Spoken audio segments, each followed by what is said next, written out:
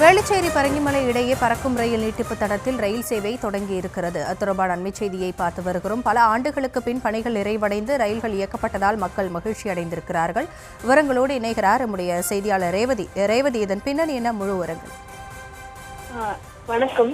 இன்றைய தினம் மக்கள் பயன்பாட்டிற்காக கொண்டு வரப்பட்டிருக்கிறது வேளச்சேரி பரங்கிமலை இடையேயான இந்த பறக்கும் ரயில் சேவை.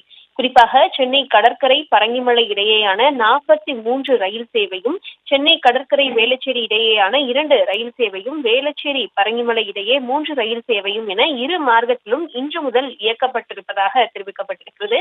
தென் சென்னை மக்களின் 17 ஆண்டுகால காத்திருப்புக்கு பிறகு இந்த குறிப்பிட்ட வழித்தடத்தில் பறக்கும் ரயில் சேவை தொடங்கப்பட்டிருப்பதாக சொல்லப்பட்டிருக்கிறது.